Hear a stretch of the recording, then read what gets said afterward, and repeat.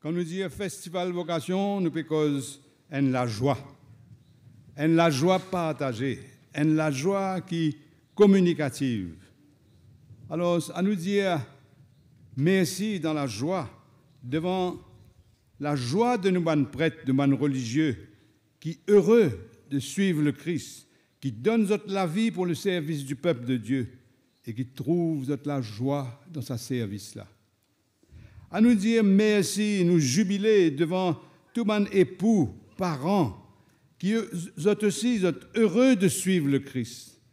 Ils donnent la vie pour votre conjoint, pour votre famille, pour votre enfants, et ils trouvent la joie dans ce service-là. Je pense en particulier, les parents qui ont des enfants, ils tombent dans la drogue. Comment je connais, moi, je plaisir parmi eux. Et moi, j'admire votre courage, votre patience. Mais aussi, je suis capable de dire, si je finis bien comprendre, une certaine la joie. Je finis trouve dans une retraite qu'ils ont fait dans le foyer de Rivière là-bas. Quand vous êtes arrivé, vous êtes accablés. Après ça, vous commencez à partager les uns avec les autres. Vous commencez à écouter la parole.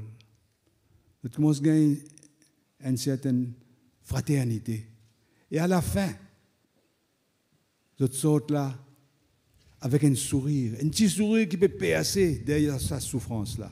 C'est ça, la joie du Christ qui peut cacher dans notre cœur. Et nous voulons rendre gloire à Dieu pour ça.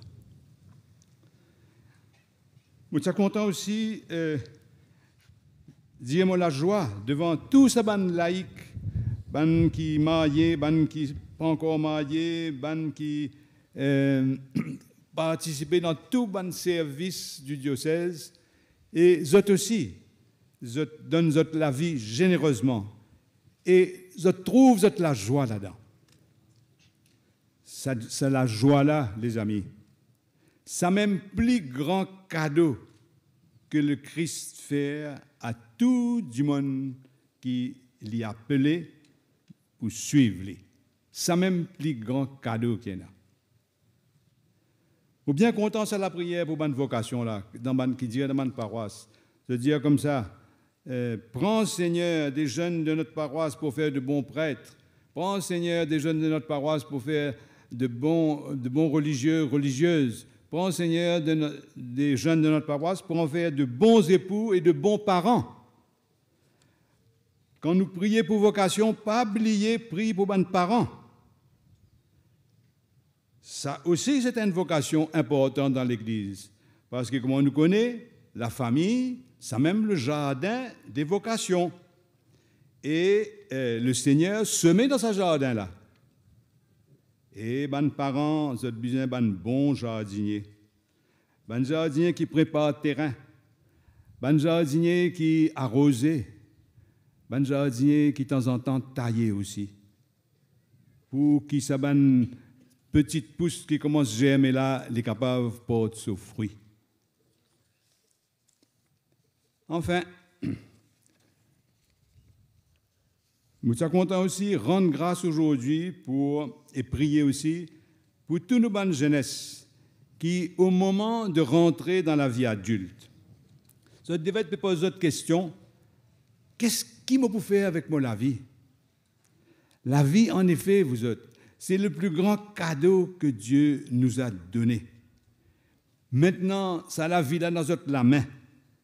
Et c'est à vous de décider ce qu'ils ont les faire avec ça la vie là. Et pas oublier jamais, les temps de chercher qu'ils ont pour faire avec la vie, que Jésus le Christ, il là, costé avec eux, comme un grand frère. Il n'est pas là pour être pour réussir dans la vie. Ça veut dire pour gagner beaucoup de casse, pour gagner beaucoup de succès, beaucoup de prestige. Non. Il est là pour être réussir la vie. La vie d'hommes et de femmes dans un monde d'aujourd'hui avec toutes ces bonnes possibilités qu'il peut offrir à nous, avec tous les bonnes défis qu'il est posé. Qu'ils ont choisi le mariage, qu'ils ont choisi la vie religieuse ou la vie de prêtre.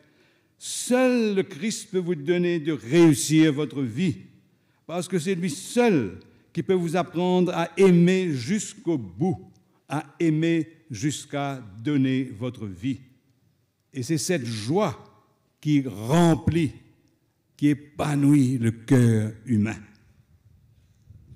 Le Christ vous fait signe, vous les jeunes qui vous posez la question, qui m'a pour faire avec moi la vie? Il vous appelle aujourd'hui parce qu'il vous aime, il s'intéresse à vos projets. Seulement, jamais il ne va vous forcer la porte. Il respecte les autres trop beaucoup, il reste là, disponible. Il tend sur la main avec une grande tendresse et il attend votre réponse avec beaucoup de patience. Il tape sur la porte. Est-ce qu'il nous peut écouter? Est-ce qu'il nous peut ouvrir la porte? Pas peur, enfants, pas peur. Comme ça chantait là, dire, laisse-toi regarder par le Christ. Laisse-toi regarder, car il t'aime. Pas venir pour nous, toi, mais parce qu'il t'aime. On nous chante ça. N'aie pas peur, laisse-toi regarder par le Christ. Laisse-toi regarder, car il t'aime. N'aie pas peur, laisse-toi regarder par le Christ.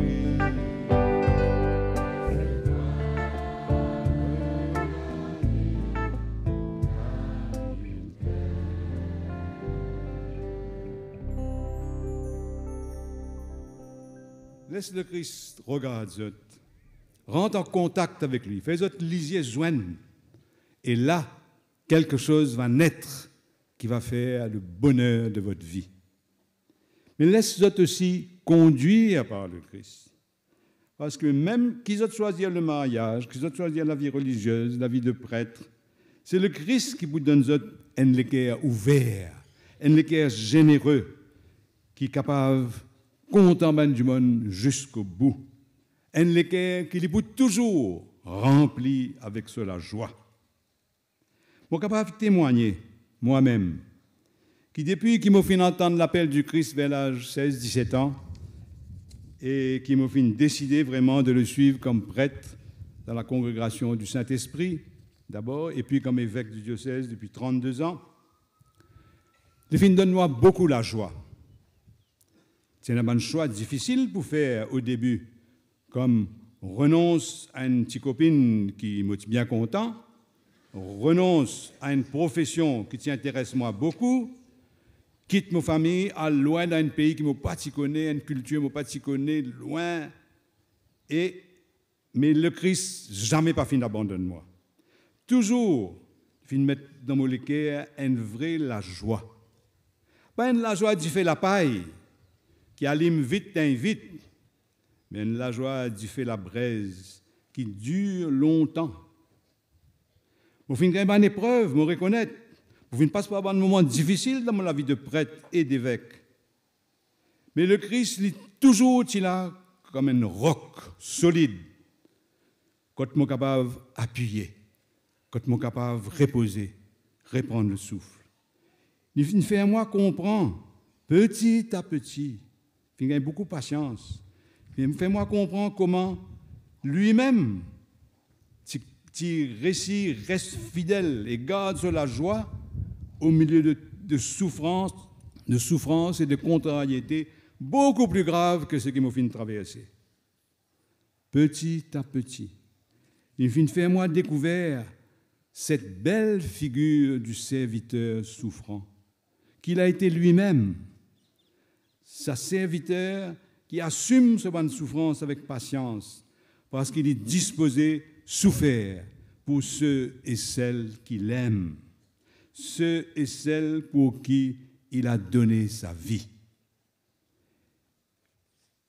Je connais, il y a une seule vocation qui compte dans la vie, qui nous mariés, parents, qui nous prêtent ou religieuses. Seule vocation qui compte, c'est l'appel à aimer jusqu'au bout ceux et celles qui Jésus fit confier nous. C'est là où se cache la plus grande des joies, celle du Christ lui-même, cela vaut la peine d'ouvrir notre cœur pour la recevoir de lui. Nous, notre mission de chrétiens dans le monde, c'est faire résonner cette joie de l'Évangile dans la société. La bonne nouvelle de l'amour que nous avons reçue gratuitement et qui nous comptons donner gratuitement. C'est la joie que le Christ donne nous, il est tellement joli, il est tellement fort, qui, comment dire, il est comme la musique qui anime nous la vie, qui accompagne nous la vie. La mission de l'Église, c'est de faire résonner cette musique dans le monde comme une espérance. Notre rôle, c'est de nous ouvrir à cette joie, vivre cette joie, la partager avec tous ceux qui nous entourent. C'est pourquoi, moi, tu dis, jour où tu ordonné évêque dans Marie, Reine de la Paix, en 91, moi, tu dis que l'Église est comme un grand orchestre. Quand chaque dimanche, qu'il y ait parents, qu'il y ait prêtres, qu'il y ait religieuses, laïcs, qu'il y ait enfants, qu'il y ait jeunes, qu'il y ait adultes ou personnes âgées, chaque dimanche, il dit, comment dire, un instrument de musique qui a une note particulière pour faire entendre. Un son unique que nous tous seuls nous sommes capables d'apporter. Un son qui vient joindre avec les autres pour faire une jolie harmonie. C'est pourquoi moi, je dis, même jour de mon ordination, que le rôle d'un évêque, ce n'est pas d'être un homme orchestre. Un homme orchestre, c'est un monde qui prétend qu'il a tout bon instrument.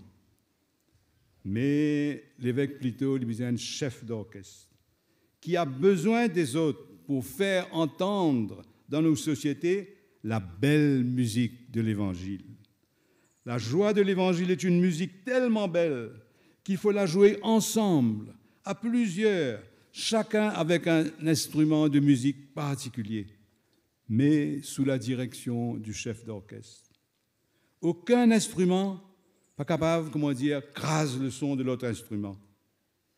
Et là, c'est un instrument qui vient de l'avant pendant un moment de la musique, et puis ça, il retourne en arrière, et l'autre vient. C'est un instrument, bien, reste tranquille pour laisser les autres avancer.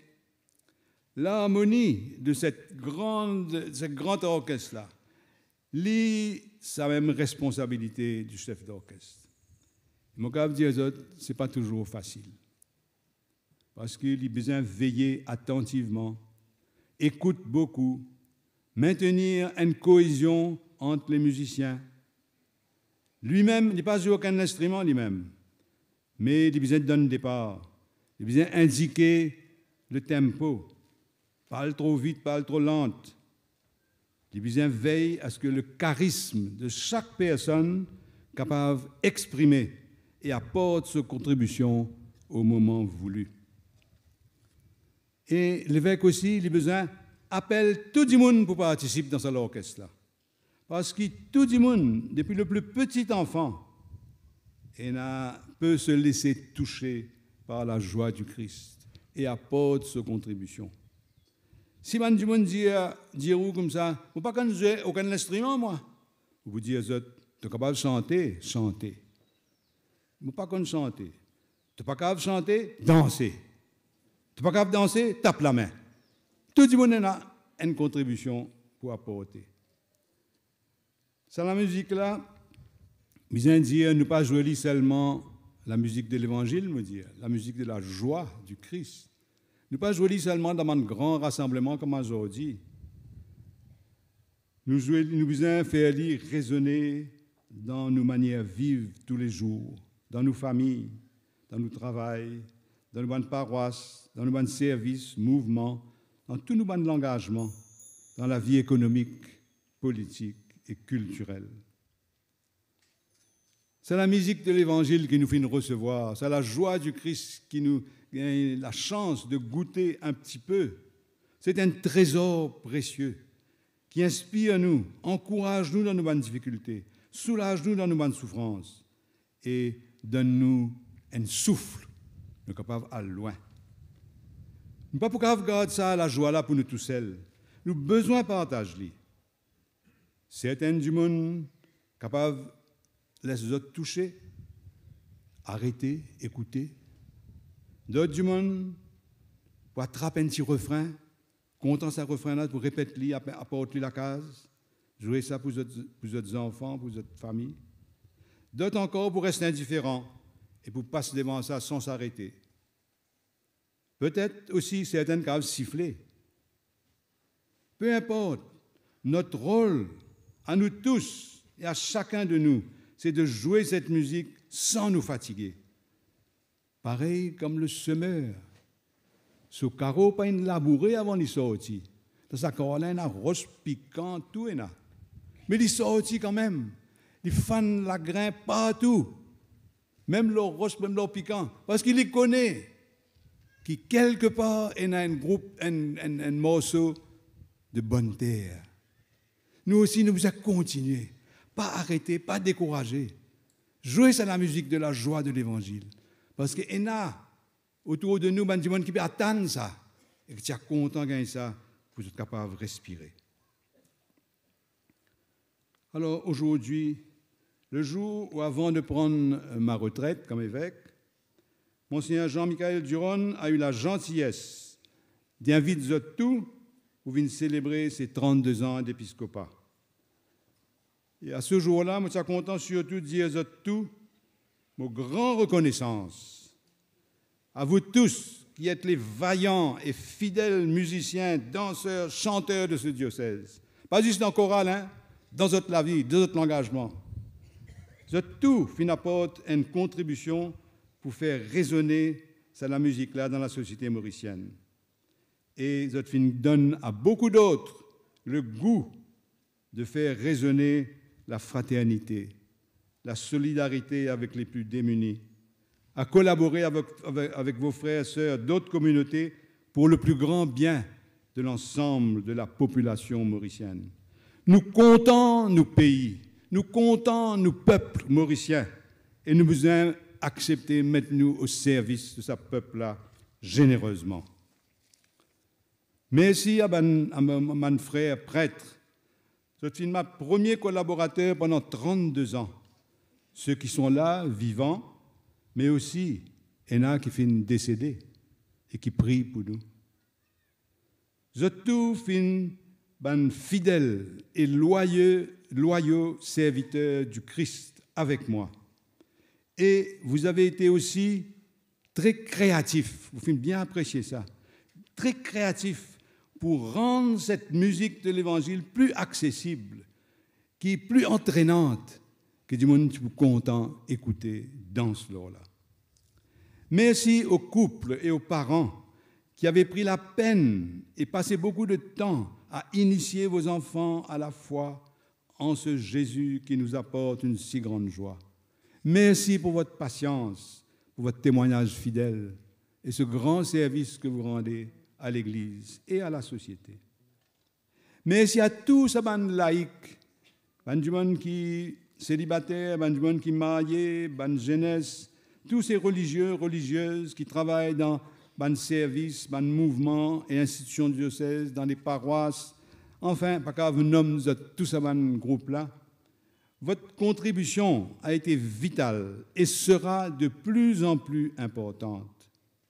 Car c'est vous, finalement, qui le mieux placé pour témoigner de l'espérance de l'Évangile dans tous les coins et recoins de la société mauricienne. Ça te connaît? Quand vous finissez chef d'orchestre pendant 32 ans, c'est bien joli.